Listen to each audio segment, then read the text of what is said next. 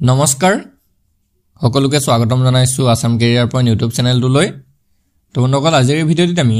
আপোনালোকৰ আগন্তুক অহা 17 নৱেম্বৰ তাৰিখৰ পৰা অনুষ্ঠিত হ'ব লগা ৰেলৱে গ্ৰুপ ডি পৰীক্ষাৰ বাবে সহায়ক হোৱাকৈ আৰু এটা ৰিজনিংৰ ক্লাছ লৈছো ইয়াতে আমি কিছুমান শৰ্ট ট্ৰিক্সৰ সহায়ত আপোনালোকক কোৱেশ্চনখিনি কৰাই দিবলৈ চেষ্টা কৰিম যাতে এক্সামত গৈ খুব কম সময়ৰ ভিতৰতে আপোনালোকে এনে ধৰণৰ ৰিজনিংৰ কোৱেশ্চনবিলাক সলভ কৰিব পাৰে সেই কাৰণে আপোনালোকে ভিডিঅ'টো স্কিপ নকৰাকৈ হেকলৈকে চাই থাকিব আৰু এটা কথা আপোনালোকক ইয়াতে জনাই থওঁ আপোনালোকৰ যেহেতু আৰআৰবি গ্ৰুপ ডি পৰীক্ষাটো 17 নৱেম্বৰৰ পৰা অনুষ্ঠিত হ'বলৈ গৈ আছে তো মাজত কিন্তু আৰু বেছি দিন নাই দুমাহ মান সময় আপোনালোকৰ হাতত নাই এতিয়াৰ পৰা যদি ভালদৰে প্ৰিপাৰেচন নকৰে তাৰ পিছত গৈ আপোনালোকে গোটেই সিলেবাসটো কমপ্লিট কৰিব নোৱাৰিব আৰু হেহে আমি কিছুমান আপোনালোকৰ বাবে ইম্পৰ্টেন্ট পিডিএফ লৈ আহিছো সিলেক্টেড পিডিএফ হয় কাৰণ আসামিজ মিডিয়ামত আপোনালোকে ভাল কিতাপ কিনিবলৈ গলে নাপায় এই কাৰণে এই পিডিএফ খিনি কেৱল 99 টকাত আপোনালোকে লৈ ল'ব পাৰিব আৰু ইয়াৰ পৰাই ভালদৰে প্ৰিপাৰেচন কৰি থাকিব পাৰিব তো পিডিএফ খিনি পাবলৈ আপোনালোকৰ স্ক্ৰিনত যেটো নাম্বাৰ দেখিছে সেই নাম্বাৰটোত আমাক WhatsAppত মেছেজ কৰিব মেছেজ কৰি জনাই দিব যে আৰআৰবি গ্ৰুপ ডি পিডিএফ খিনি লাগে তো কেৱল 99ত গুটেখিনি পিডিএফ আমি আপোনালোকক দি দিম ঠিক আছে এতিয়া আমি কোৱেশ্চনখিনি চাও তো ফাৰ্স্ট কোৱেশ্চনটো কি দিছে চাওক which of the following words would come first in an English dictionary এখন ইংৰাজী অভিধানত নিম্নলিখিত কোনটো শব্দ প্ৰথমে আহিব তো চাওক ৰিজনিংৰ ক্ষেত্ৰত ডিকচনেৰী কোৱেশ্চন ব্লক আহিবই ঠিক আছে ডিকচনেৰী কোৱেশ্চন এটা বা দুটা আপোনালোকৰ সিওৰ আহিব আৰু দুটা মেথডত ডিকচনেৰী কোৱেশ্চন ব্লক আহে এটাটো হৈ গ'ল এইখিনি এনেকুৱা ধৰণৰ যে কোনটো শব্দ প্ৰথমে আহিব বা কোনটো শব্দ শেষত আহিব এনেকুৱা ধৰণে থাকে আৰু এটা মেথড থাকে যে কেটামান শব্দ দিয়া থাকে ডিকচনেৰী ওয়াৰ্ড কেটামান দিয়া থাকে হেকিটাক হজাবলৈ কয় কোনটো প্ৰথমত আহিব কোনটো সেকেন্ডত কোনটো থাৰ্ডত কোনটো ফৰ্থত এনেকে হজাবলৈ দিয়ে সো হেতু আমি নেক্সট ক্লাস ব্লকত শিকিম আজি এটুকে শিকিলওঁ ঠিক আছে তো ইয়াতে হৰিছে কোনটো শব্দ প্ৰথমে আহিব তো আমি এবিসিডি খিনি জানো এলফাবেট খিনি জানো তো তাৰ পৰা আমি এনেকুৱা ব্লক কোৱেশ্চন সলভ কৰিব পাৰো তো শব্দকিটা ভালকে চাব অপচনৰ থ্ৰুৱেদি শব্দকিটা চালে হ'ল প্ৰথমতে দি আছে কেচিয়াৰ তো ইয়াত কি হৈছে CAS আছে গুটেই কিটাতে CAS আছে হয়নে CAS ইয়াতো আছে আৰু হেকৰটোটো CAS আছে তো ইয়াৰ পৰা আমি গম নাপাওঁ যে কোনটো আগত আহিব বা কোনটো পিছত আহিব তাৰ পিছত যদি আমি চাওঁ এইটোত আছে H এইটোটো H এইটোত আছে S আৰু এইটোটো আছে H মানে আমি তিনটাত H পালো আৰু এটাত S পালো তো S টো কেতিয়াও H ৰ আগত নাহে সো এটো ক্যান্সেল হৈ গল C টো কেতিয়াও শব্দ মানে আমাৰ আনসাৰ হ'ব নোৱাৰে এই তিনটাৰ ভিতৰত এটাই হ'ব সো তাৰ পিছৰটো চাওঁ H ৰ পিছত কি আছে প্ৰথমটোত আছে I তাৰ পিছৰটোত আছে E তাৰ পিছৰটোত আছে M হলনে তো এই গিটা আমাক এতিয়া কব যে কোনটো প্ৰথমে আহিব I E নে M তো আমি যদি এলফাবেটিক গিটা চাও মানে ABCD গিটা চাও তো প্ৰথমতে E আহে হয় নহয় সো আমাৰ অপচন বি টো ইয়াত কাৰেক্ট হ'ব অপচন বি টো হৈ গলগে কাৰেক্ট আনসাৰ অভিধানখনত বা ডিকচনেৰীখনত এই যেটো কেশিও হেডি শব্দ আছে হেতু আগত আহিব ঠিক আছে বাকি হেখত যদি হুদিলেতেন যদি মানে এই শব্দকিটাৰ ভিতৰত আটাইতকৈ হেখত কোনটো আহিব তেতিয়া এই সি অপচনটো হলতেন কাৰণ ইয়াত S ওলাই গল ন বাকি কিটাত H আছিল ইয়াত S আছিল সো হেনেকে আমি চাব পাৰো ঠিক আছে এটা নেক্সট কোৱেশ্চনটো চাওক which of the following word would come last in an English dictionary এখন ইংৰাজী অভিধানত নিম্নলিখিত কোনটো শব্দ হেখত আহিব তো এবাৰ হেখত কোনটো আহিব হুদিছে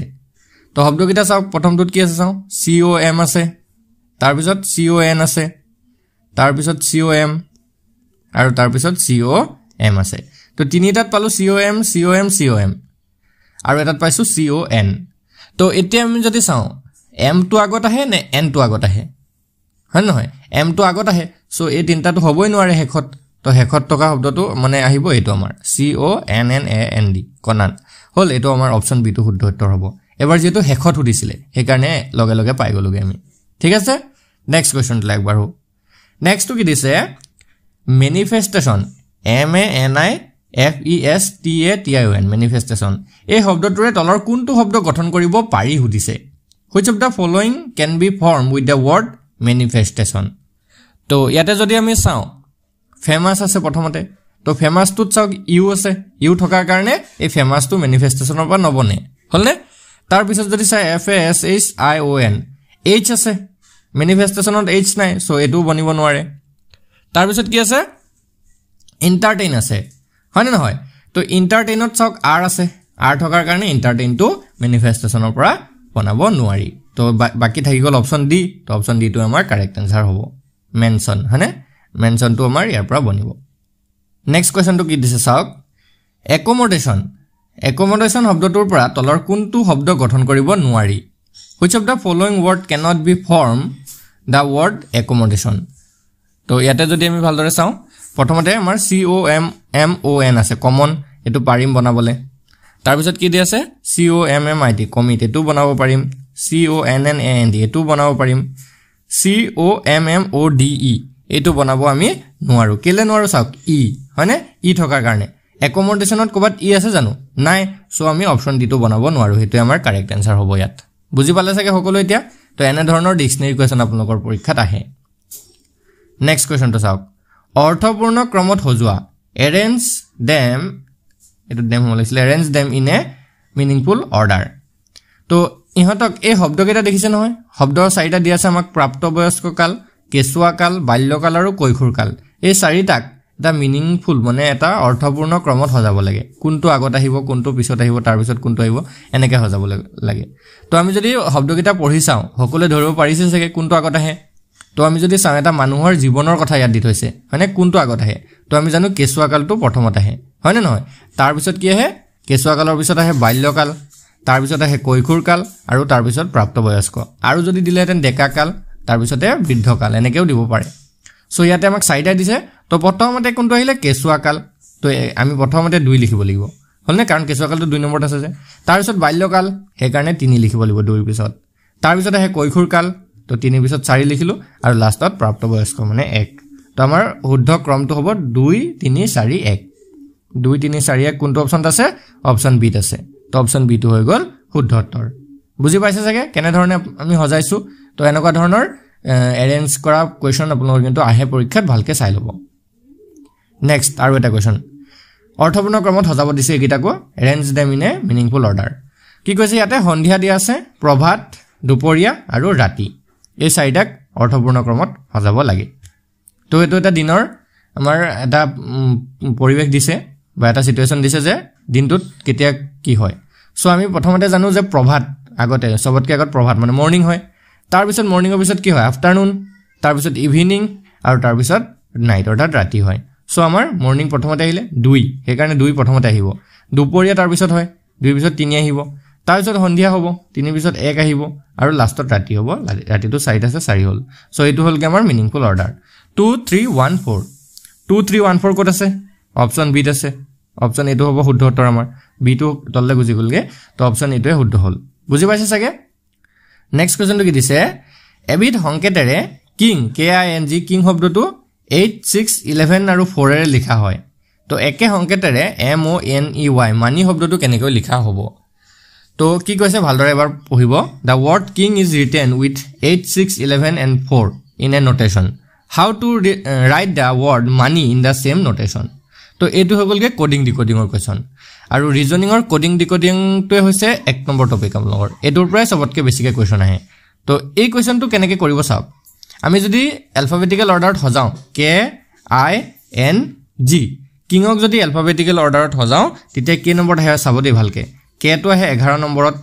I টো আহে 9 নম্বৰত আৰু N টো আহে 14 আৰু G টো আহে 7 নম্বৰত কিন্তু আমাক এইগিটা দি থোৱা নাই আমাক দি থৈছে কি চাব 8 দি থৈছে 6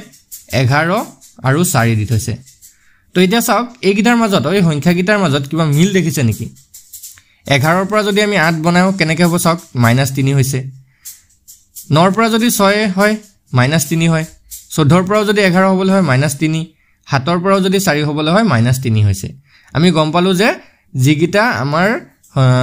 লেটাৰ থাকিব হে লেটাৰৰ যিগিটা মানে এলফাবেটিক্যাল অৰ্ডাৰ থাকিব ন নাম্বাৰ থাকিব তাৰ পৰা 3 এটা মাইনাস কৰি দিলে হৈ গল গুটে গিটাতে 3 মাইনাস কৰি দিলে হৈ গল যেনেকে কিংত কৰিছো ঠিক তেনেকে যেটো আমাক উলিয়াব দিছে MONEY মানি তাৰ পৰাও 3 কে মাইনাস কৰি দিলে হৈ গলগে তো আমি চাও এতিয়া MONEY আছে হয় না নহয় তো প্ৰথমতে আমি এলফাবেটিক্যাল অৰ্ডাৰতে সজাব লাগিব মানিটোক তো এটো যদি সজাও 13 আহিব প্ৰথমতে তাৰ পিছত 15 N ৰ ঠাইত আহিব 14 ইৰ এলফাবেটিক্যাল অৰ্ডাৰটো হৈছে 5 আৰু Y হৈছে 25 হলনে এতিয়া 3 কমাই দিয়ক 13 পৰা 3 কমালে 10 হল 15 পৰা 3 কমালে 12 হল 14 পৰা 3 কমালে 11 5 পৰা 3 কমালে 2 25 পৰা 3 কমালে 22 তো আমাৰ আনসাৰটো হৈ যাব এইটো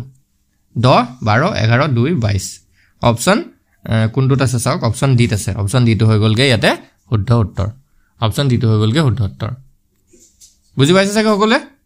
সকলে বুজি পাইছে এতিয়া নেক্সট কোৱেশ্চনটো লাগবৰো আমি নেক্সট কোৱেশ্চন কি দিছে এবিধ সংকেতেৰে বয় বুজাবলৈ ANX আৰু গাৰ্ল বুজাবলৈ FHOK লিখা হয় এই সংকেতত MOTHER মাদাৰ কেনেকৈ লিখা হ'ব one notation is ANX for boy and FHQK today FHQK for girl how to write mother in this notation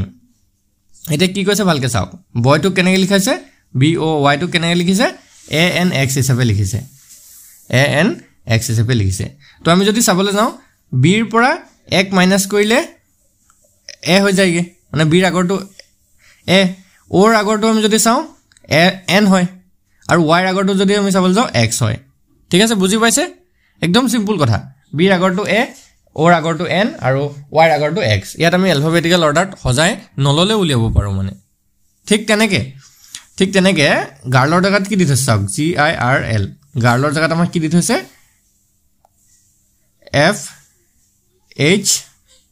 FHQK হয়নে এটো অন হয় কি হ'ব লাগে তো এটো চাওক g ৰ পৰা যদি আমি 1 মাইনাস কৰি দিও h হয় মানে আগৰটো g ৰ আগৰটো h i ৰ আগৰটো এক সেকেন্ড g ৰ আগৰটো h দিয়া নাই f দি থৈছে i ৰ আগৰটো h দি থৈছে r ৰ আগৰটো q দি থৈছে l ৰ আগৰটো k দি থৈছে ঠিক তেকে একেদৰে মাদাৰটো আমি চালে হৈ গলগে MOTHER মাদাৰ সো m ৰ আগত কি আহে n আহে এক সেকেন্ড l আহে o ৰ আগত কি আহে n আহে t ৰ আগত s আহে h ৰ আগত g আহে e ৰ আগত d আহে আৰু r ৰ আগত q আহে তো এটোই হৈ গলগে আমাৰ আনসাৰ LNSGDQ তো অপশন বি হৈ যাব ইয়াতে শুদ্ধ উত্তৰ বুজি পাইছে LNSGDQ হ'ব কাৰেক্ট আনসাৰ হল নেক্সট কোৱেশ্চন তো চাও নেক্সট এটা আমাৰ নাম্বাৰ সিৰিজৰ কোৱেশ্চন দিছে নাম্বাৰ সিৰিজটো এটা ইম্পৰ্টেন্ট টপিক হয় আৰু এটো ভালকে চাই লব তো আমি যদি চাও নাম্বাৰ সিৰিজটো কেনেকৈ চলিছে 1 2 6 15 31 তাৰ পিছত আমাক কোৱেশ্চন মাৰ্ক দিছে কোৱেশ্চন মাৰ্কৰ ঠাইত কিবা এটা আহিব তো 1 ৰ পৰা 2 লে যদি আমি চাও গ্যাপটো কিমান আছে 1 2 ৰ পৰা 6 ৰ গ্যাপটো হৈছেগে 4 4 ৰ পৰা 15 কি সৰি 6 ৰ পৰা 15 গ্যাপটো হৈছে 9 15 ৰ পৰা 31 ৰ গ্যাপটো হৈছে 16 এতিয়া চাওক ভালকে 1 4 9 16 এই সংখ্যা কিটাৰ কিবা এটা মিল দেখিছে নে তো যদি আপোনালোকে ভালদৰে লক্ষ্য কৰে চাব 1 টো এটা বৰ্গ সংখ্যা আৰু 1 টো হৈছে 1 ৰ বৰ্গ 4 টো বৰ্গ সংখ্যা 2 9 টো বৰ্গ সংখ্যা 3 ৰ বৰ্গ 16 টো বৰ্গ সংখ্যা 4 ৰ বৰ্গ ঠিক একেদৰে তাৰ পিছত 5 ৰ বৰ্গ আহিব 5 স্কয়াৰ আহিব তো 5 স্কয়াৰ মানে হৈছে 25 হল এটা সিম্পল 31 ৰ লগত 25 প্লাস কৰি দিওক আমাৰ আনসাৰ ওলাই যাব তো 31 ৰ লগত যদি 25 প্লাস কৰে 5 1 6 আৰু ফেল 3 2 5 আমাৰ আনসাৰটো হৈ গলগে 56 হল 56 অপশন এটো হলগে শুদ্ধ উত্তৰ অপশন এটো হৈ গল শুদ্ধ উত্তৰ বুজি পাইছে সাগে সকলে নেক্সট এটো এটা কোৱেশ্চন চাওক আৰু এটা নাম্বাৰ সিৰিজৰ কোৱেশ্চন আছে 2 8 18 32 50 আৰু 72 আছে তো এই সিৰিজটো ভালদৰে চাব কেনেকৈ আগবাঢ়িছে 2 8 18 32 50 আৰু 72 তাৰ পিছত কোৱেশ্চন মাৰ্ক কিবা এটা বহিব আৰু ইয়াত তো 2 আৰু 8 ৰ মাজৰ যেটো গ্যাপ হেতু হৈছে 6 8 আৰু 18 ৰ মাজৰ গ্যাপটো হৈছে 10 18 ৰ পৰা 32 ৰ গ্যাপটো হৈছেগে 14 32 ৰ পৰা 50 ৰ গ্যাপটো হৈছে 18 আৰু 50 ৰ পৰা 72 ৰ গ্যাপটো হৈছে 22 এটা নেক্সট টু কি আহিব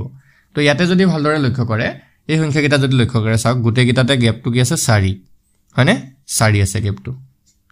নেক্সট লাইনত যদি আমি চাবলৈ যাওঁ 4 তো 22 23 24 25 26 হ'ব এবাৰ এটা কি হৈ যাবগে 26 এটা সিম্পল 72 আৰু 26 যোগ কৰি দিওক আনসাৰ ওলাই যাব